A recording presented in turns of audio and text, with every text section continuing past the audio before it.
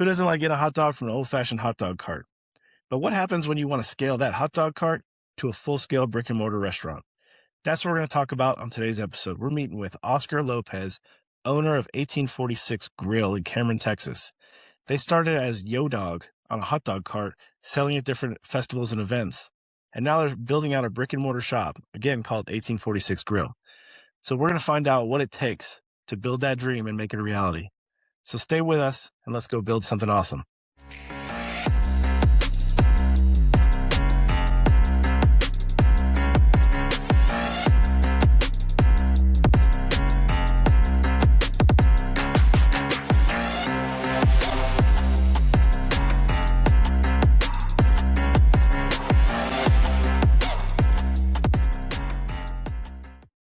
This episode is sponsored by 0 Hour. Patriotic apparel you can find at zerohourusa.com. Hey, Oscar, thanks for joining us. Oh, thanks for having me. I'm excited to talk to you about this one. This is going to be a fun episode. Okay. With me is Oscar Lopez, and he is I guess, do you still own Yo Dog? So it's still Yo Dog, Still there? but we've actually are doing business now as 1846 Grill. Okay. So owner of Yo Dog, which is the corporation, and moving into a extended venture, I guess. Yeah. We'll call it 1846 Grill. And so let's talk a little bit about your background and your history, though. So what were you doing before all of this, and how did you get into Yo Dog? Well, so my background is actually law enforcement. Spent 25 years law enforcement, 20 at Pflugerville, and another 5 there in Milam County. All right. And so how did you end up getting over to the Yo Dog side? So you retired from law enforcement, and I guess you're just bored looking for something to do? Or? So I failed at retirement. After retiring from Pflugerville, my intent was to stay retired. And about 8 months later, I realized that I couldn't stay retired. I think mostly my wife didn't want me in the house anymore. And, it was one of those things where, don't you want to go back to work? Do something, get out of my hair. Yeah. Yeah. So opportunity came for me to get back into law enforcement there in Cameron, Texas, Milam County, and picked that up again. Did about 3 years with Cameron PD, and then finished out my career as a constable of Precinct 1 there in Milam County. It was actually just kind of one of those things where when you've done it for so long, it kind of seems like it's the only thing I know how to do. I get that. I know that feeling. That's how I ended up back in law enforcement in the first place. When I got out of the military, I was doing law enforcement in the military, and I got out. I wanted to do anything but law enforcement, and then I realized it was the only thing I knew how to do. Well, you got to realize that, with us military law enforcement, it's like one of those things where we have a very special skill set. That's true. Doesn't necessarily carry over well into the translation is hard. Yeah. Yeah. So there's not a lot of call for some of the skills that we acquire over the years and just your normal, everyday, public, Absolutely. So, yeah. So you kind of end up in that same deal. So, but you had a long career in law enforcement. I mean, you do what, 30 years, 25 years? 25 years, you said? Okay. So, 25 years, that's a lot. I mean, I know we worked together for many years. Yeah. And so I know you were in admin and stuff over at Pflugerville and all that. And then you went over to Milam County and you were doing the constable job. First, I was the detective there at Cameron PD. Okay. They actually recruited me to come work for them. I stopped there because we wanted to. Michelle and I are, serial volunteers. I mean, it's just, we volunteer for all kinds of things. We're active in all kinds of different organizations and stuff, and stopped in at the Cameron PD saying, hey, we're new to the area. I have a career or a history of law enforcement and, want to volunteer. And they're like, well, do you now? And it's like, we have a place for you. How much do you want to volunteer? And that turned into a job offer. And I, wound up doing, like I said, getting back into the work that I promised my daughter specifically that I'm you were done done with. with? Yeah. When I retired, she was that, oh, thank God. Yeah. Finally. And then I said, I'm getting back into it. She's like, what? No, you said no. And, You were and done. I said, but it's in the country. It's small town, it's whatever. And yeah, because nothing bad ever comes out of that. yeah, that small town stuff turned into a lot of big town Big drama, issues, yeah. so That's what tends to happen. yeah. So, but anyway, I survived another 5 years after retirement. So where did the idea for Yo Dog come from? Because I love to eat. So, I mean, come on. It's Why not hot combine the dogs. two? I mean, it's it's kind of one of those stealing from Bluebell. We eat all we can and sell the rest. It's pretty much me. Well, it actually goes back to my Pflugerville days. So when I was still working at Pflugerville PD, I was courtesy officer at one of the apartment complexes here. And during our national night out thing, I'd always cook hot dogs, for the complex. Okay. So that turned into a little cart. So then I had this little hot dog cart and I would take it around, and then it got. So you had the hot dog cart and you were using it at the National Night Out events. Yeah. So this actually legit started. You already had the equipment for it. Yes. It started with one of those things from my law enforcement career going, hey, let me give back to the community a little more by, giving out hot dogs. Sure. At these national night out events. The apartment complex was my community, the community that I was representing, the community that, I was helping to have a law enforcement presence, to keep things smooth and peaceful there.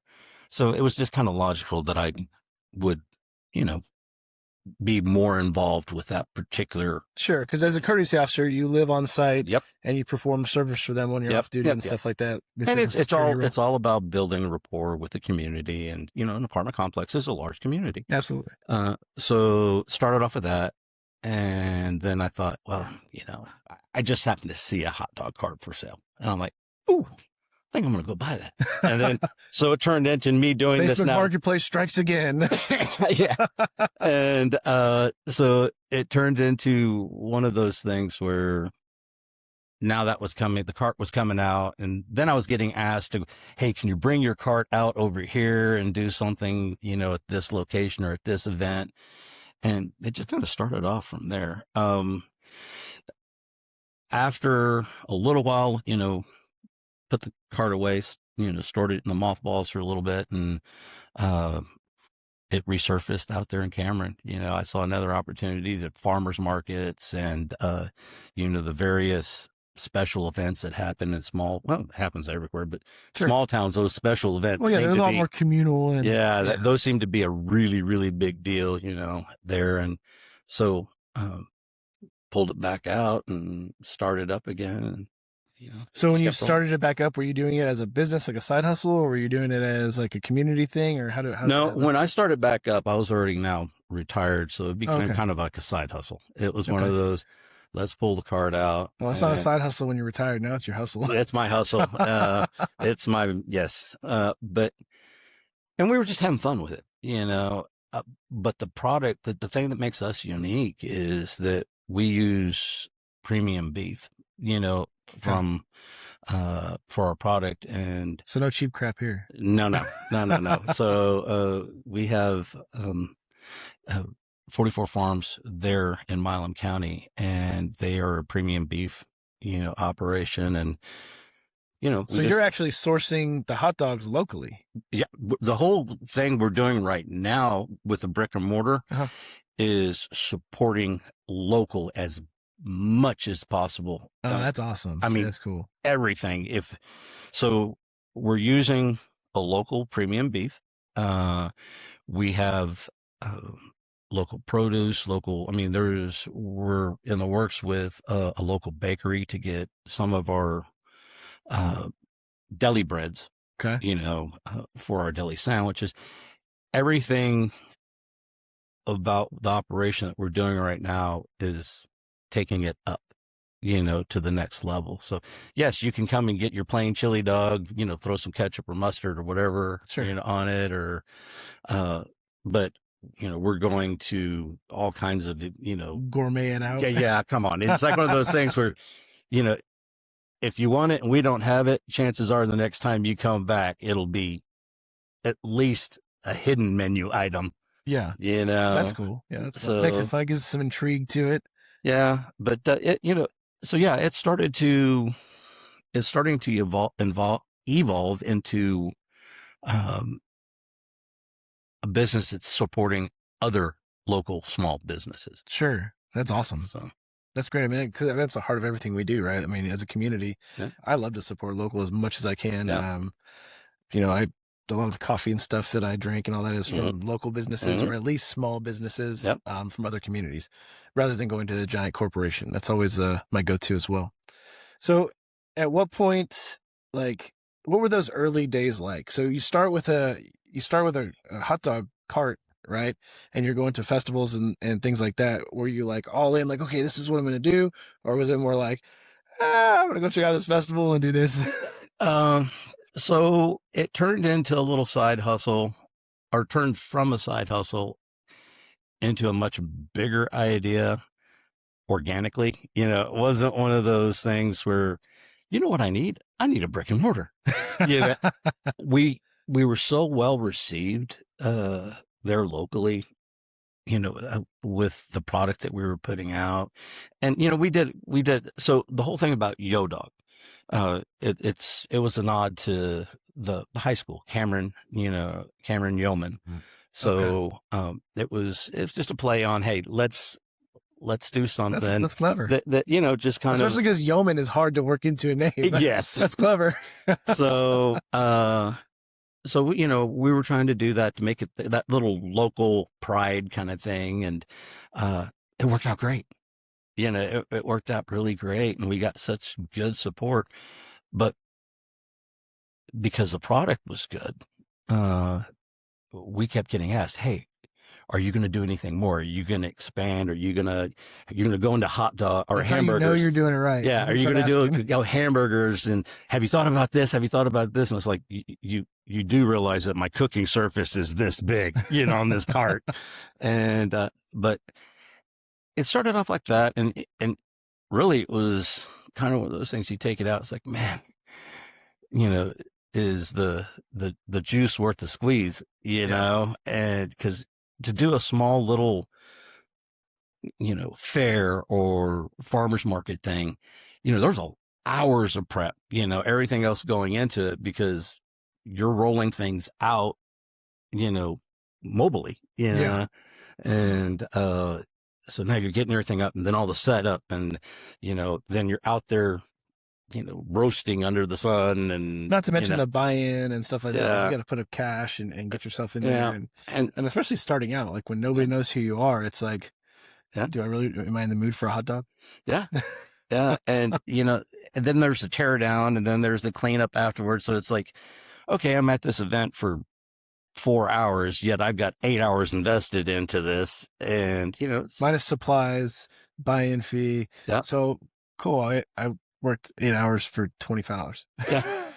But we were having fun. And for us, it was a way of really getting to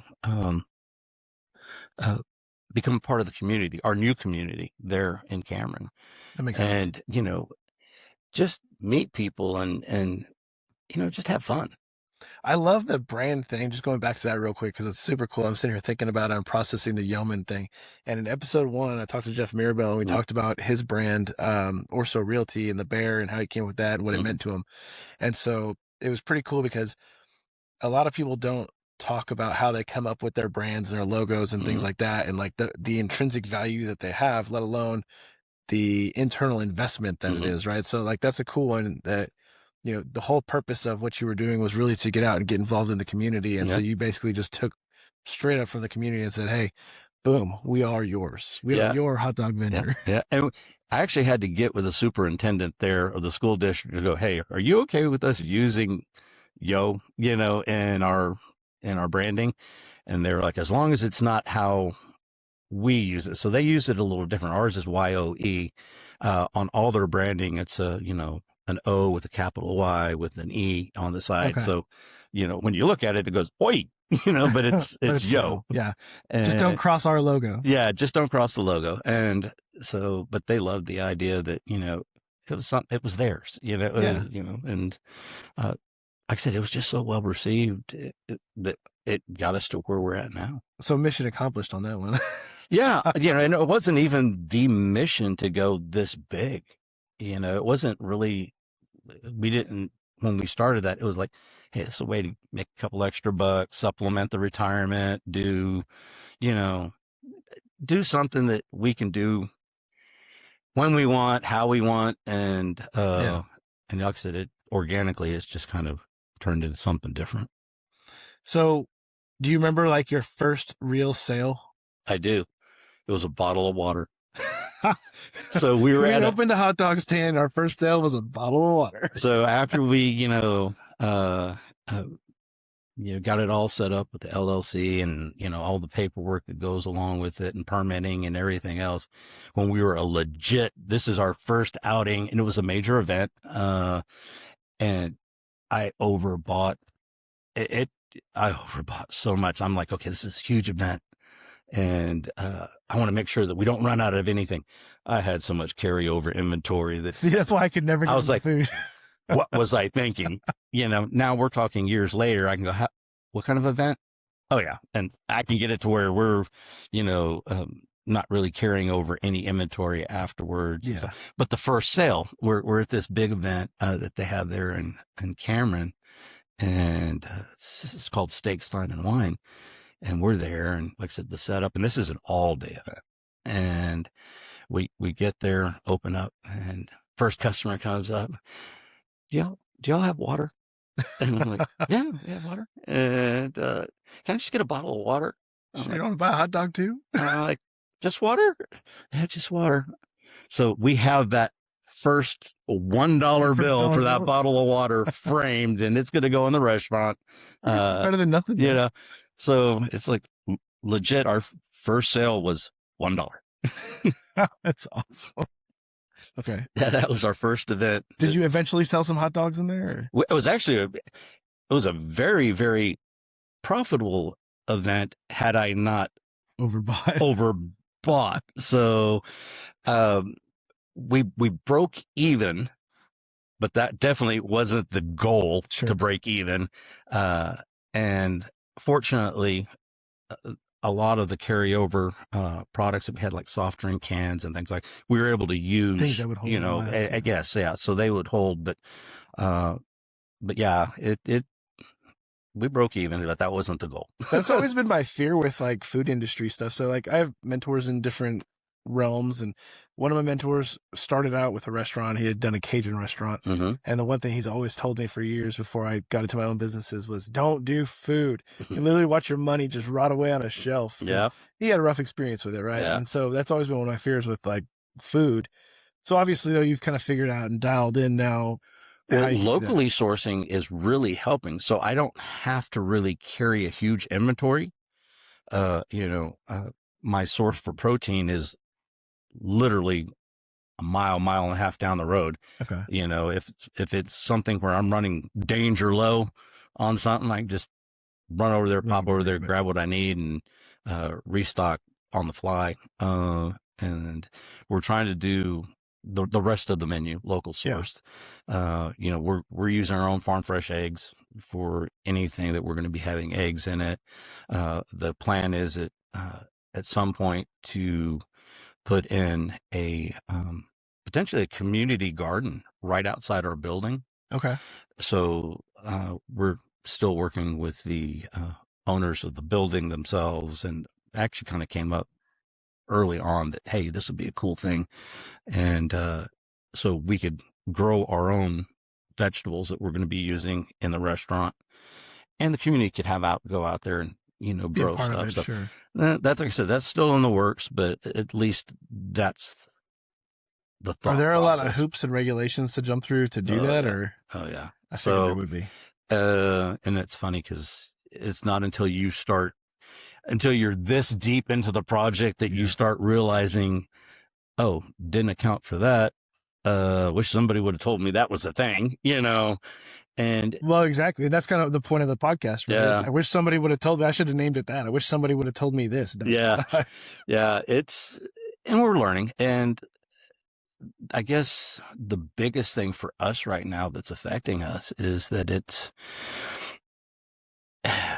we're in a different, we're building ground up a brick and mortar restaurant that is now subject to different, I guess, um, inspection regulations. All the stuff is more strict. Yeah, because in now. Texas you have like homemaker, like for like baking and stuff. Yeah. You don't have to go by all the rules and regulations. But the minute you go into a brick and mortar and you're like a legit restaurant. Well, even that it's because it's a small town.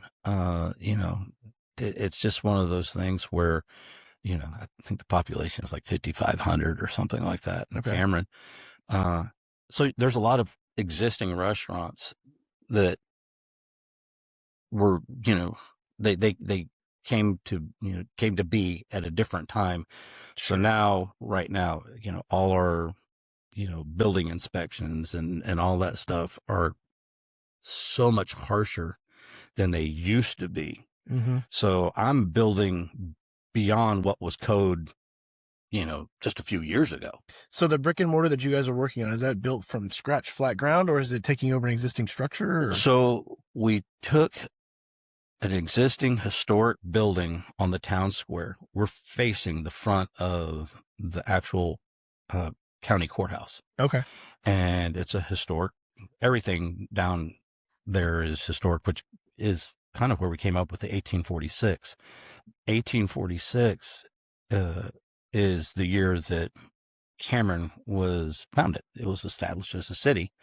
So it's another nod to the city. So see here, I just thought you were on like FM 1846 or something. Nope. 1846 girl. It's for the year that the city of Cameron was founded. And it's on their, city flag and everything. And we wanted, the whole idea behind it the restaurant is just to kind of embrace the community, embrace the history. But to your question, it was a building that had been utilized for a lot of different things. And prior to us, deciding to put a restaurant in there, it was a law office. I mean, so it was never purposed to be a restaurant. So you're having to go through and literally we went in and just completely demoed the whole thing on the inside. Concrete floors, brick and stucco walls, exposed beam roof. Everything else was gone. Without breaking anything because it's a historic building. Yes. Yes.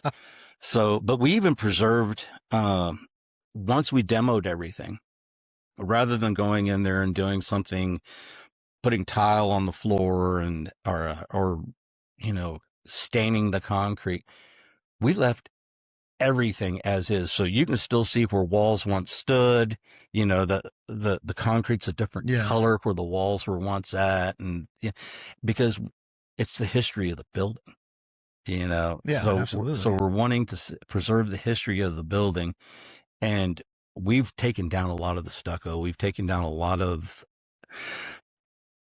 modernization that took place on that building, probably in the 60s and 70s. That I guess at that time they thought, oh, this building looks old. Let's make it look more modern and whatever. Well, now we're going back to tearing out what we found archways that were, had been stuccoed over. So we brought back the historic arches that were there. They were just hidden. Yeah. And exposed brick. And there's a historic mural, on the side of the building that we're preserving. And so anyway, it's just about keeping the history there. So did you guys just wake up one day and decide, hey, we're going to go ahead and open a brick and mortar? No, that wasn't how that kind of happened. We were actually encouraged by the community to go bigger. I guess the natural next step would have been for us to move up to like a food truck and stuff. But what we found is for our hot dog cart, the licensing's different because everything was prepackaged. So there was nothing being cooked Okay. that required me to have a commissary and everything else. So once you step up into now a food truck, now you have to have a commissary. You have to have, a place that you can prep your food, and so it's like, man, if I'm gonna have to go through all of that, why don't I just open up a brick and mortar and just go ahead and Logistically, it's about the same. yeah. I mean, I think it would have been, well, there's no thinking to it. I know it would have been, much cheaper just to go out and buy a food truck or food trailer or something, something bigger that's mobile and everything. But when Michelle and I, my wife, decided that we were going to do this, it was like, you know what? Go big or go home. I love it. That's how I operate. Yeah.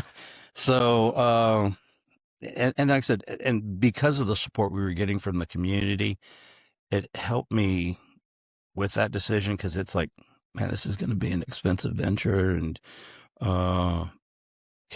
there's all the fears that go along with spending that kind of money, especially when you're retired and you're living on a retired income, and it's like, man, I've got my little nest egg over here that as long as I don't do anything stupid, I should be all right. And on the stupid scale, this is kind of like, a 12 on a 10. Yeah. So, so the fear of it, but because we had that community support, that, and even right now, anytime we post something on social media, they're like, can't wait, and we still do a lot of, like catering jobs and stuff with Yo Dog, so we'll get a call up going, hey, we got this event, 50 to 100 people. We want you guys to come out and do your thing. And so we're still catering and stuff. Are you guys still doing the festivals at all or anything? We've slowed down a little bit on those, mostly because I'm on the Chamber of Commerce. I became a chamber member, and which is another thing altogether. Get involved with your chamber. Get involved with. I agree. I'm actually on the board of directors of our chamber here. 100%. If you're a business owner, get involved with your local chamber. Yeah, and so as a board of director member, then what it's like. So small town, big town, whatever. Yeah. I found myself being more involved the planning of these events than the participating in these events. Yep. So I kind of had to okay, am I going to be a vendor in this event, or am I going to be a chamber member that is helping put on the event? So I kind of had some conflicts there. Do you worry about losing community interest and stuff in the meantime? Because you were building up, community involvement and interest with Yo Dog, and now you've kind of stepped back from Yo Dog a bit while you're doing the build of 1846. There's definitely concern there, because you don't want the interest to dry up. You don't want, your label to get cold. Sure. Absolutely. That's kind of what I'm looking at. Yeah. So how are you combating that? What are you doing? So social media, we're trying to keep everybody in the loop. We just recently did another post about a walkthrough. Now we got electricity in the building. We're like, oh, I saw that. And Congratulations. So, thank you. And so minor wins right now. We're celebrating them big, but we're celebrating them with our community too, so that they know. They're like, oh, it's getting closer. Oh, it's getting closer. And, and we'll still, we're not completely out of the, well, you're still in the chamber and you're still in the community. No, but we're actually out getting the cart out, and, providing hot dogs, just not as much as we used to. Right now it's mostly catering events, or, we're doing something, for a good cause. We're, volunteering or donating, hot dogs or whatever. Yeah. And to your point, building, I mean, so we talk about building with Bruno, right? It's building in real time, building in public, building where people can see you. And you're doing that in Cameron. Yeah. In fact, so by doing it on social media and putting out there so much, you're effectively bringing the community in and bringing them along for the ride to where they're with you on this journey. It's a journey at this point. Everybody's invested in it. Oh, absolutely. And then for 1846 Grill, the concept that we have there, it's expanding our menu, and we're putting some great things that are going to be on that menu that, I mean, everybody loves just a plain old hot dog or a chili cheese dog or whatever, but you're going to be able to get hot dogs with all kinds of different toppings. Not to the protein itself is top notch. I mean, even if it's just a hot dog and a bun with some mustard, you're still getting a great product. Yeah. But now we're adding, the smash burgers, and we're going to get real creative with, different things. So that naturally drives excitement too, because they're looking forward to the next step of what they're going to be able to get in their town. And it's something new, and nothing against Mexican food. I love Mexican food, but there's probably a half a dozen Mexican restaurants in Cameron, which is small. Yeah. So it's like, do you want Mexican or do you want Dairy Queen? So your options are pretty limited. I mean, there's a few others. I mean, don't get me wrong. There's some other really great, but it adds another option. That's the biggest thing. Yeah. I've lived in the country, I've lived in the city, and one of the things we miss the most, and same as when we moved to Panama City, is you miss having variety close by. Yeah. And so it just gives another option. And we get excited even now when a new restaurant opens up and we're in town. Yeah. And right there on the square, there's a couple of other restaurants. One's relatively new. It's a Cameron Beer Market. Great place. That's got my name written all over. Oh yeah. It's a great place. The owner, she's amazing.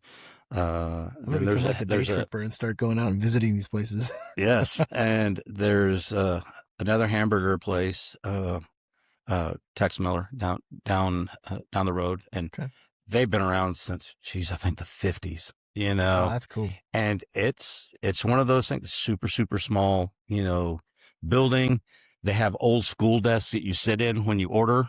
I mean, like the school desk with the the little arm where you would write your, you'd set your books and everything on. That's what you sit in there, and the seating's limited to probably, I don't know, a dozen people or so, but it's worked for them forever, and they've got a great product. Why change it? Yeah. And we're not there to compete with any business there. We're trying to be unique, and because, I'm telling you, there's some really good food to be had there. I'm friends with a lot of screen printers in the area. So like I own 0 Hour in conjunction with Big T's Custom Apparel, and we do custom screen printing and embroidery and all that. And one thing that I thought getting into this is that I was going to be competing with everybody. I had to compete with all these people. And realistically, I've met so many local screen printers that have their own shops that have been more than willing to help me along this path. And so it's really cool because, one thing we always look at each other is like, there's enough business out here for everybody. Yeah. There are tons of people on this planet. Yep. And we've gotten a lot of support from them. They're not like, oh, great, there's another restaurant coming in the square that we're going to have to compete with. That we're not getting that vibe. If anything, it's nothing but love and support from the other business owners there on the square. There's a revitalization going on right now also in the square, which is what kind of pushed this. Okay, let's open up a brick and mortar. Within the last few years, the county owned a lot of the buildings downtown, and we're using them for county offices.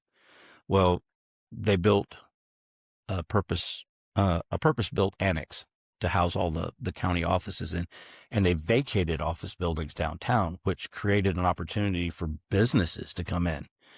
And we wanted to be a part of that during this early revitalization, and we were blessed to be able to do that. But the whole concept with 1846 is to support local.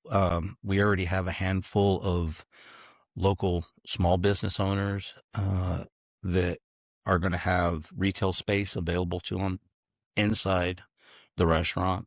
So, in addition to what we're serving, you can buy one of the gentlemen. He's at the farmer's market all the time, and we use his sauerkraut in our hot dogs. It's locally sourced, locally made. It's fantastic, but he also does, jellies and other, pickling things and stuff. Yeah. So we're going to give a display there for him. So, you like that sauerkraut, you can get it right there. And So that's cool because you get to try it before you buy it. And we're supporting them. That's, there's not going to be some kind of crazy markup where it's like, okay, well, you want to buy this, it's, twice as expensive to buy it here as you could buy it from him over at the farmer's market. Yes, we do the same thing here with Kenny Mays. He owns Lockhart Honey Company. Yeah. And so I got into bees for a while, and they had a bee company, a business, and I was doing that. And we did the same thing. We locally stored here. I mean, obviously, they don't get to taste it beforehand, which is unfortunate. You get the advantage there. But same thing. I mean, it's just local businesses supporting local businesses. So, like, I think both of us can agree that telling somebody who is thinking about starting a small business, or they're in the middle of building their small business up and really getting into the grind, reach out to your local small businesses. And again, this goes back to being in the chamber, because it's a great way to meet other small business owners. Absolutely. Who are more than willing to support you, help you blow your business up, help grow you, help you not make mistakes that we all make. Yep. Well, I mean, and he's one of, like I said, a handful that are going to be, we're going to we have another friend who is going to be making, that real, the Texas kind of apparel, the local themed, stuff that resonates with Cameron pride, Milam County pride, Sure. Stuff about us, being homegrown, local. So she's going to have a little section there where, hats and shirts and things like that. Yeah. Have another friend who makes designer soaps, and she makes some great stuff too. It's so she'll have a display there. She goes to a lot of festivals and farmers markets and things like that. But this is for her side hustle, and it's not going to be something she's going to do brick and mortar, to put it in. So I have the brick and mortar. Let's give you some space to showcase your product. Yeah. And then we're going to have local art on the wall for sale from local artists, handmade crafts.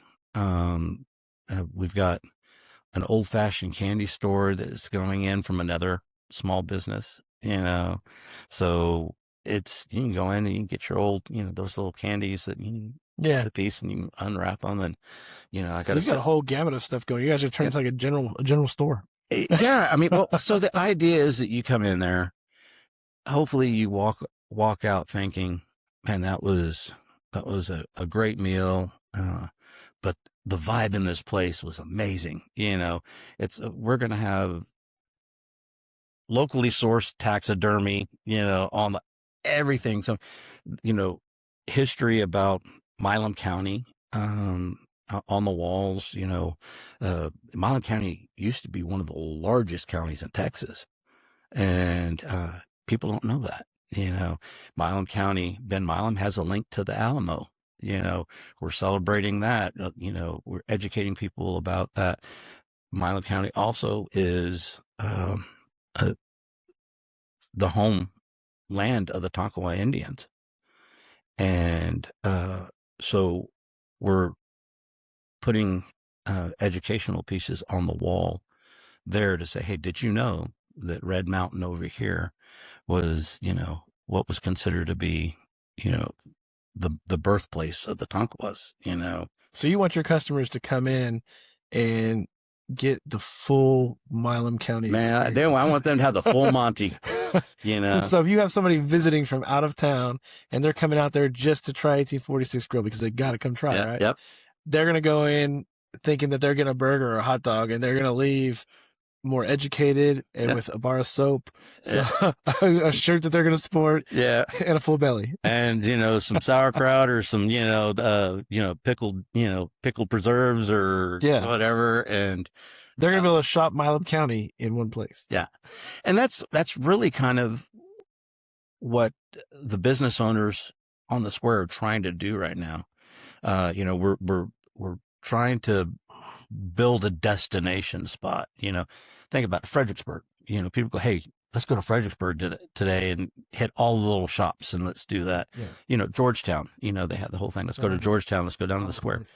So we're wanting to have, and this is not just us, I'm saying the collectively, the business owners down there, we're wanting this to be that place where people go, hey, let's go to Cameron this weekend and hit the little shops and, grab some food and do whatever. And we're fortunate to be getting in on the ground floor of that revitalization. Sure. But it's exciting. It's exciting to see that stuff come to fruition. And, the square's off the main highway. So there's the whole marketing thing. We have now signage that's up and that it's for all the business owners downtown that, say sip and shop this way, so people realize that, because as you're driving down the road, you don't realize that 2 blocks over is the town square. Sure. It's just, so we're trying to get the attention so people will go, hey, well, let's go check that. Let's go down here. Let's see what's this sign's about. What's down here. But a lot of the businesses downtown are doing the exact same thing. They're supporting other local small businesses. Yeah, so that's awesome when you see like a small business community come together. And I mentioned it earlier, but it's one of those things that I think is often left out of the equation when people are starting their business or they're trying to grind and do it all themselves, is that you don't have to do it yourselves. And this is a theme that you probably can hear on every episode of this podcast, because it's one thing that I think most of us that are, I'm going to call it succeeding, right? Because I think you're successful if you just take the step forward. Yeah. It may not work. It may flop. I've had, I've had many of businesses that have flopped, that have not worked out, that just got me to where I am today. But I've learned so much from each one of them. And I think the biggest success that you can have in starting a business or following an idea is just taking that first step and doing it. And I think you don't have to do it alone. All right, Oscar, I got to know, what are you most excited for in this process? Getting the doors open, getting that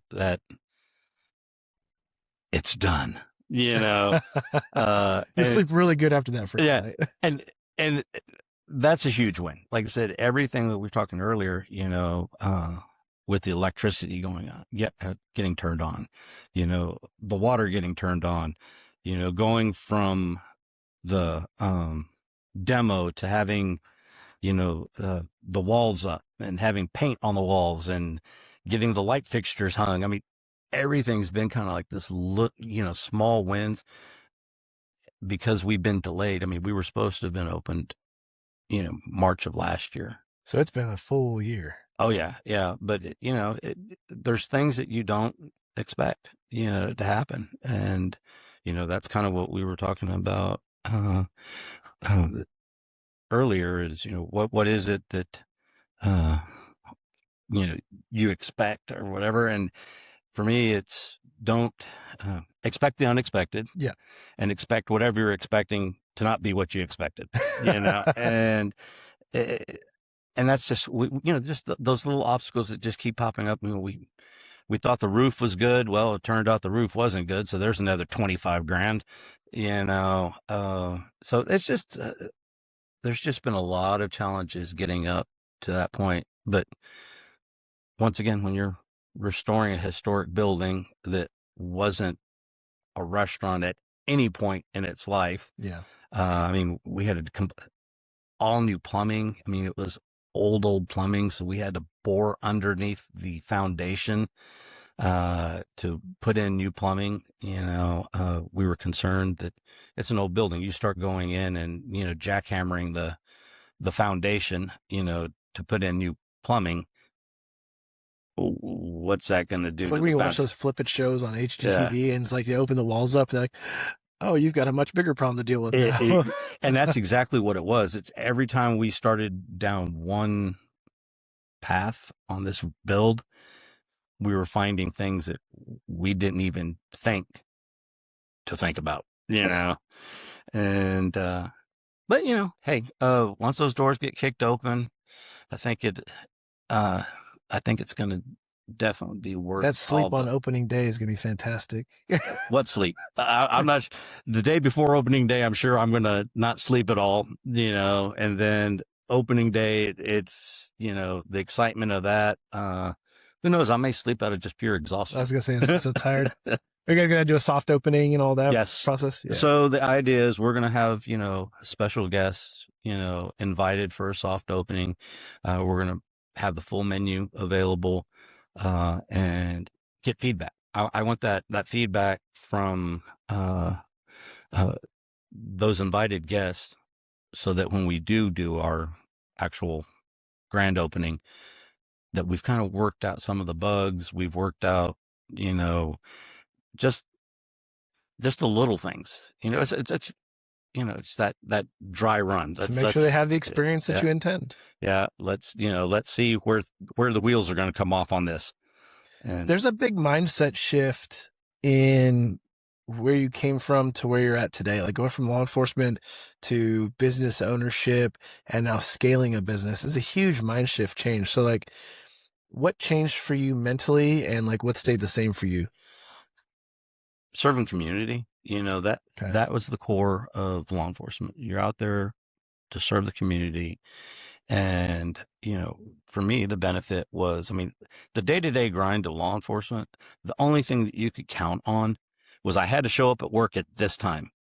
The rest of the day was a crapshoot. That's You, true. you, you didn't know what the day was going to bring. You couldn't say, yeah, I'll be home at the end of shift, because the end of shift was never the end of shift. It was like, oh, okay, well, so when people ask, what hours do you work? Well, we're scheduled for 12, but they're usually 13, 14, 15. What days are you off? Well, I don't know really. Yeah, I don't know. What is today? Yeah, so I got working off duty. I got this. yeah. And, but that desire to be a part of the community and serve the community is still there. And it transfers over, I'm still involved in the community, by being a restaurant owner there, but I'm not having to solve all kinds of community problems. Yeah. Just all my own problems now. now I just have my own problems. Yeah.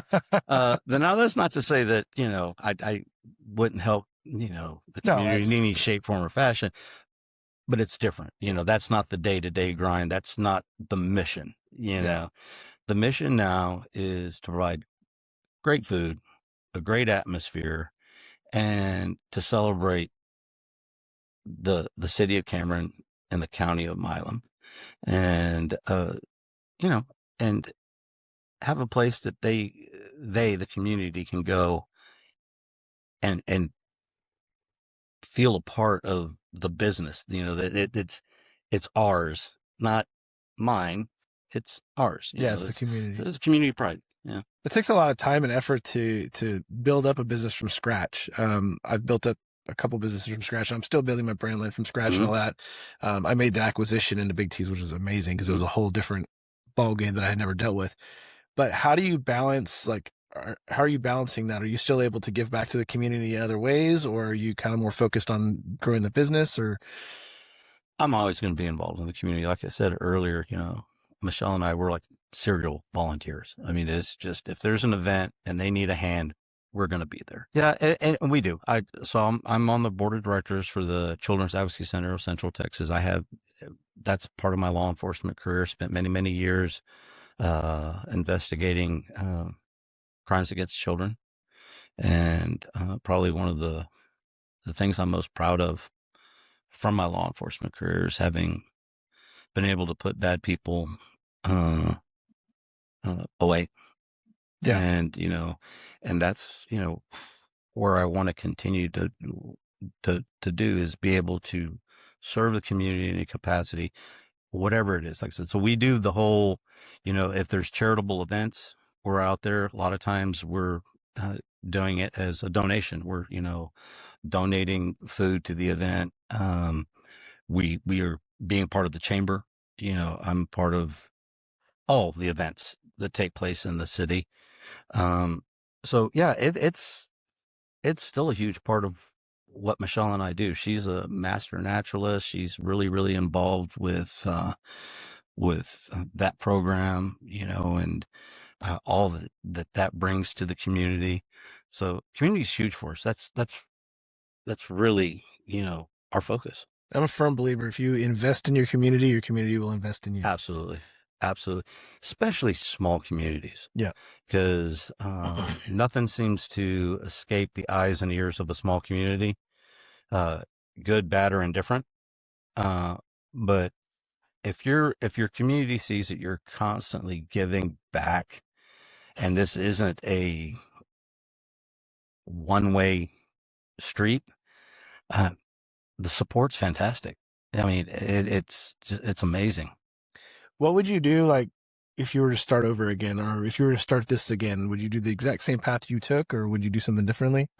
No, I mean, I think I'd probably still go on the same path. And it's kind of funny, the path that I find myself on, is a blessing. We were talking about law enforcement. I spent 25 years in law enforcement, probably would have gone a little longer. But it seemed that anything law enforcement related, I felt like God was kind of shutting those doors. Like, no, you've done your time. Stop trying to go put yourself in a situation or a job or a position. He has a season for everything. Stop putting yourself in a position that I'm trying to remove you from for whatever reason. Yep. Whatever reason that may be. Like I said, I've rolled the dice a lot of times in my career, and I've always just been blessed to be able to come home. And so I think I'd still do things the same way. It's just knowing what I know now, there'd be a lot of things that I would have looked at ahead of time a little deeper, instead of going, I love the location of this building, it's going to be great. Let's delve into, okay, what is involved in restoring and renovating a historic building that was never designed to be a restaurant. I think I would have probably, let's look at that roof a little closer. Let's look at the plumbing a little closer. It's really easy to get excited in the moment of your business and what you're growing, and overlook some of those more intricate details that are going to cost you a lot of time and money later. And unfortunately, you're never going to be able to remove every obstacle. You're not going to be able to plan for every contingency. It's just impossible. Well, that's why they say it's a risk. Yeah. You're taking a risk when you start a business, or you acquire a business, or you try to scale a business. It all involves the amount of risk. How much risk are you willing to take to achieve the goal that you're going after? Yeah. And like I said, to me, everything having to do with the restaurant has been blessed. I mean, yes, we're a year behind, but maybe for a reason. Well, and even in that, it's been a blessing. So I lost my my pop. This June will be 2 years. Okay. He knew that we had this idea that we were going to be doing, but it hadn't yet turned from Yo Dog to 1846. Sure. He just knew we were kicking around this idea. And then that left me with taking care of my elderly mom. And, so this delay in opening is a blessing in that I've been able to spend more time with my mom, helping take her to her doctor's appointments, helping her get everything that needed to get done when a loved one passes. I mean, there's just so much involved in that. And, between her grief and, her health, she couldn't do it by herself. So, yeah, we're a year past where we expected to be, and that has cost us a lot of money. We've dipped into our rainy day fund a lot, way more than what we expected. And it wasn't, now it's like alarm bells when we go and they're going, well, we're going to pull another couple thousand out of this because that's going to cost something that we didn't expect. We need to get these doors open so there's some money coming back in from it. So now we're pouring tons and tons of money into this. But like I said, I think it's a blessing, and I think that that it's going to work out the way it's supposed to.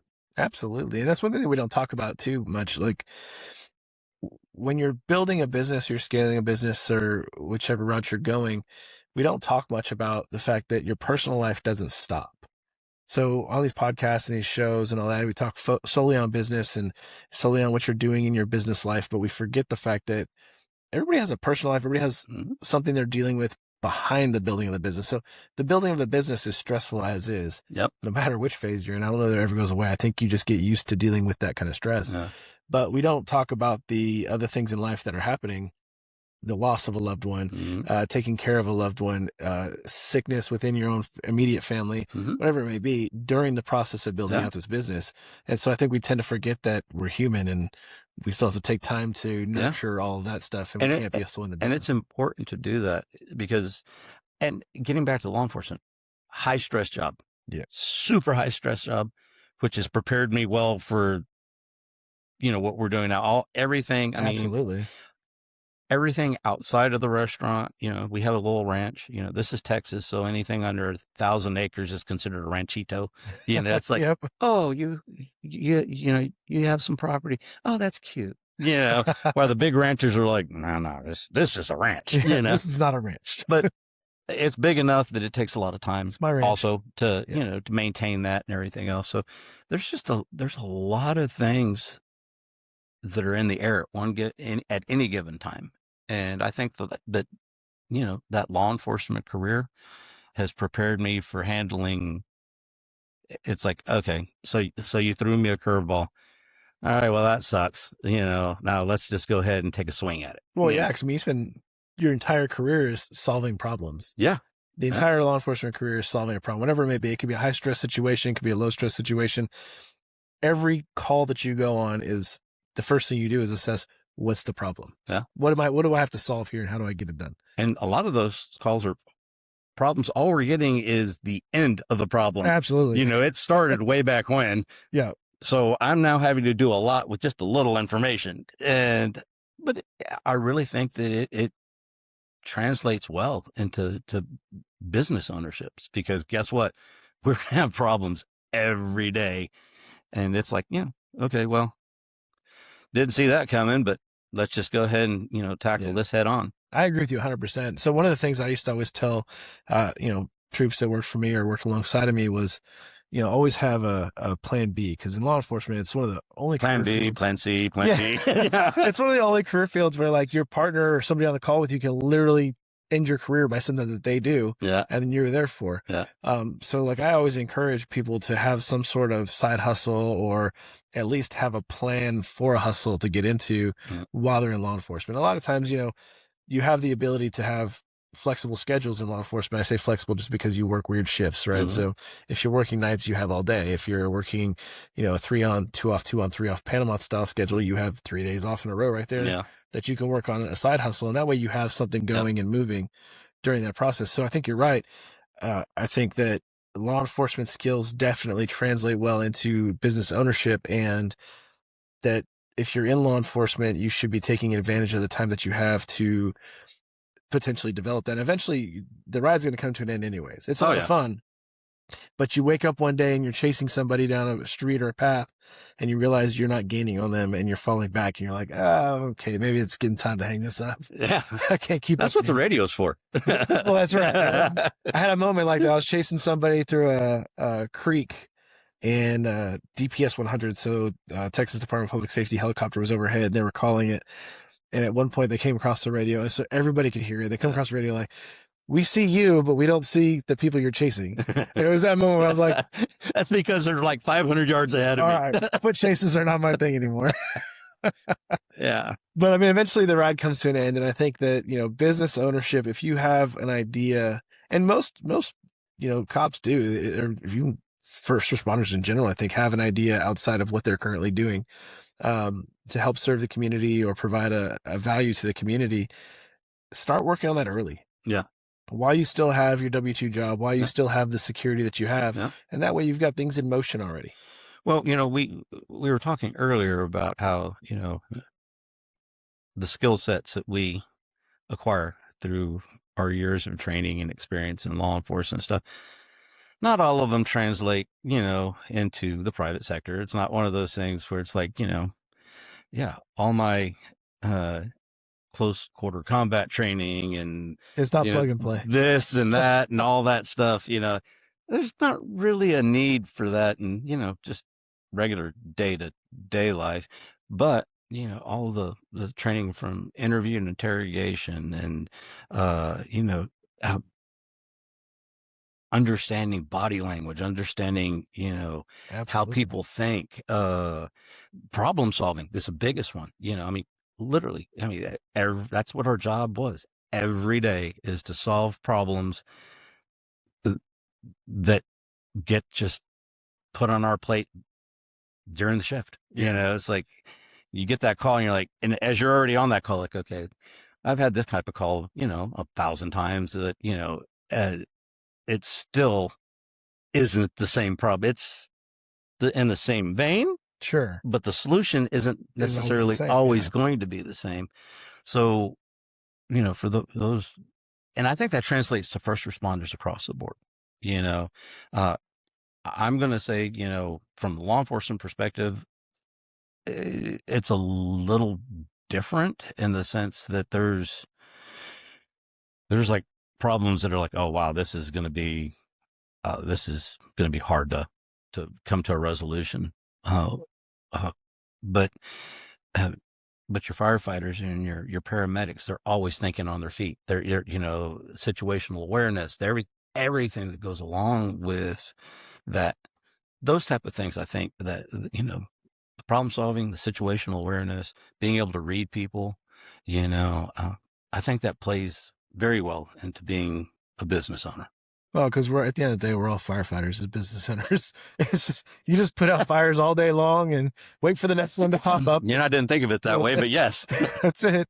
And I think that's why it translates so well, because we're used to that situation where it's just, okay, what kind of chaos am I getting into right now, and how do I deal with it? So, what was your biggest mistake so far? We've talked about a couple different things where it was like, I probably would have looked into this a little bit more before I did it.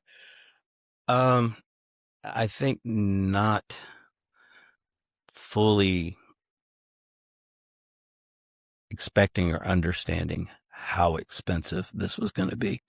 I got into it thinking, all right, I have X amount of dollars set aside. This should be more than enough to cover everything. Yeah, no, that wasn't the case at all. That was a drop in the bucket. So I think whatever you think it's going to cost, yeah, you may want to double that. Because at the very least, if it didn't go over, you still have that cushion. You have a buffer, absolutely. That's there. Whereas you go, I think that this is going to be more than enough, plenty. And then you get there and it's like, wow, that money is disappearing really fast. Yeah. So, but I think my big mistake is just not doing enough research on how much things cost. I mean, restaurant equipment is insanely expensive. It's like, that's how much? It's just a refrigerator, but it says commercial on it. So now it's, twice as expensive as it's crazy. Anytime you put business in front of it, they charge you so much more. Yeah. Whether it be your internet, your electricity delivery charges, any equipment, it doesn't matter. It's going to be more. My electricity bill is, I think the last month my electric bill was $1,100. I paid $400 in usage and $600 in.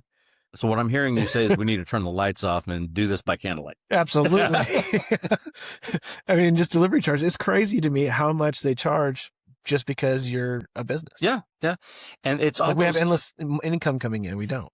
And it's all those hidden expenses. And I think that's why this podcast is great, because it shares those experiences that people, that are building or want to build a business, need to have. It's kind of going back into our law enforcement career. You always had that one person who was the keeper of the knowledge, and they believed that because they were the keeper of the knowledge, that if they didn't share that knowledge, they were secure. They were more valuable. Yeah. And I've never subscribed to that. I mean, knowledge is meant to be shared. Absolutely. And when you do it just out of the kindness of your heart, especially when you're talking about businesses. Listen, I'm not here to compete with any other restaurant Yep. there in Cameron or Milam County. I want us to be a destination spot for those who love what we're doing and everything else.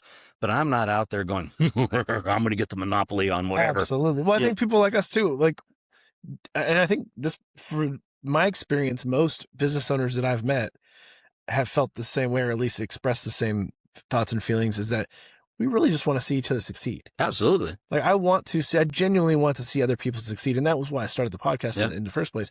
Because we sat here and I have these conversations, and, you and I could sit around and have a beer and talk business. And I would get all this great knowledge and great mistakes made and things that you're going through that I'm also dealing with and all that. But then I have that knowledge. It's great. But now I have to share it with other people. And what kind of platform can I jump on that? Because I hate this. I don't like being in front of camera and all that kind of stuff. It's weird. But again, it goes to that knowledge thing. I don't want to be holding the knowledge to myself. I want to be able to get the knowledge and get these stories and these lessons learned while we're making the mistakes out to people that are making the same dang mistakes right now that can avoid it. Well, man, I really appreciate you coming on the show and taking the time to sit down and share. I hope to have you back on once you guys open up and you get moving and see where. I have an idea. You take the show on the road and you come out there and we'll do it from the restaurant. Oh, I love that idea. Yeah, we should definitely do that. We can experiment with some hot dogs or hamburgers while we're doing the show. See, now you're speaking my language. Nobody comes on the show and leaves empty-handed, so I got a few things for you real quick. What? So we got you your, I hope, first 1846 grill hat. That is my first 1846 grill hat.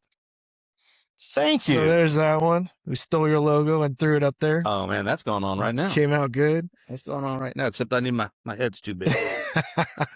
But, thank you. Absolutely. And I'll get you another one sent out too for Michelle. I like it. And then, of course, you got to take a 0 hour hat. All right. Because you got to rep my brand. Well, congratulations on all you're doing. I mean, thanks, like man. I said, we're longtime friends, and I've seen you take on some pretty cool business ventures, and everything's been looking good.